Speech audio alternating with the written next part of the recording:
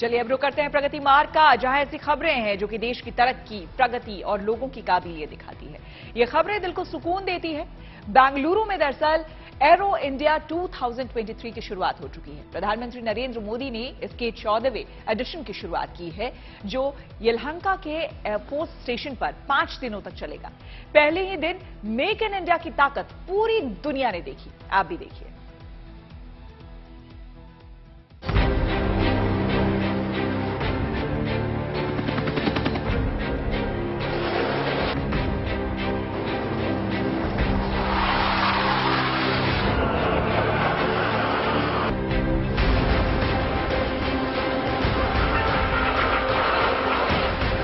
Asia के सबसे बड़े एरो शो का उद्घाटन प्रधानमंत्री नरेंद्र मोदी ने किया।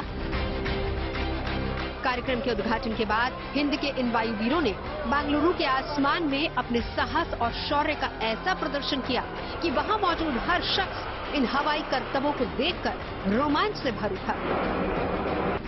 इस एयर शो को मेक इन इंडिया और मेक फॉर वर्ल्ड के उद्देश्य को पूरा करने के लिए अहम माना जा रहा है। यानी भारत अब डिफेंस के क्षेत्र में आत्मनिर्भर बनने के बाद हथियारों और उपकरणों का निर्यातक बनने की दिशा में तेजी से कदम आगे बढ़ा रहा है। लिहाजा इसी बात को ध्यान में रखते हुए शो की शुरुआत में ही भारत की रक्षा क्षमताओं का बेहतरीन प्रदर्शन किया गया। चाहे हाल ही में वायुसेना में शामिल किया गया प्रचंड हेलीकॉप्टर हो, या फिर देश में बना फाइटर जेट तेजस हो, इनकी रण कौशल क्षमताओं ने कार्यक्रम में आए सभी देसी और विदेशी मेहमानों का ध्यान अपनी ओर खींचा। इस मौके पर खुद वायुसेना प्रमुख B.R. चौधरी ने गुरुकुल फॉर्मेशन का नेतृत्व किया और फाइटर जेट से उड़ान भरी। इसी तरह C-17 ग्लोब मास्टर विमान की अगुवाई में सूर्य किरण की एरोबैटिक्स टीम ने भी अपने फॉर्मेशन से लोगों की खूब तालियां बटोरी। खुद प्रधानमंत्री नरेंद्र मोदी ने भी तालियां बजाकर इन वायुवीरों की हौसला अफजाई की। इतना ही नहीं, इस दौरान उन्होंने कहा कि एरो इंडिया का ये आयोजन भारत के बढ़ते सामर्थ्य का उद्देश्य है। आज देश नई ऊंचाइयों को छू भी रहा है और उन्हें पार भी कर रहा है। साथियों, एरो इंडिया का ये आयोजन भारत के बढ़ते हुए सामर्थ्य का उदाहरण है। इसमें दुनिया के करीब 100 देशों की मौजूदगी होना दिखाता है कि भारत पर पूरे विश्व का विश्वास कितना बढ़ गया है।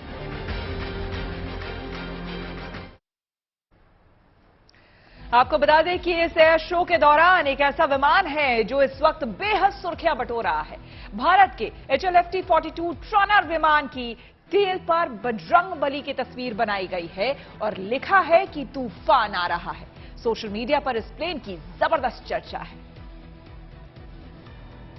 HAL एक नए फाइटर ट्रेनर एयरक्राफ्ट पर काम कर रही है जिसका नाम HLFT-42 है और खास बात यह है कि इस पर मारुति नंदन हनुमान जी की तस्वीर अंकित है और ये एक twin engine fighter trainer aircraft है HLFT-52 जिस पर HAL काम कर रहा है। HAL ने इससे पहले LCA तेजस इस वक्त भारतीय वायुसेना को दे रहा है और यहां पर तेजी के साथ इस पर काम कर रहा है। सभी हथियारों से लैस होगा। 2 पायलट पर सवार होंगे।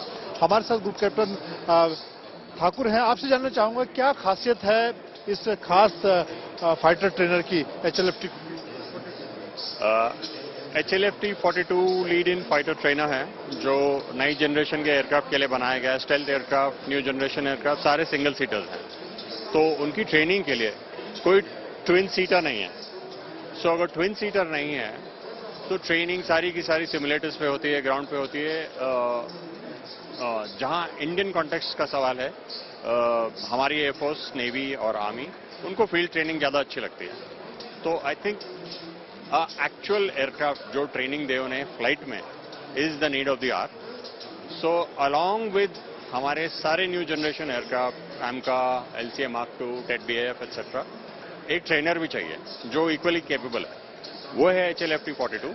तो हनुमान जी की तस्वीर के बारे में थोड़ा बताइए। नहीं, ये तो बनाया गया है फोर्सेस के लिए और स्पेशली इंडियन फोर्सेस के लिए, तो मददगार तो डेफिनेटली होगा।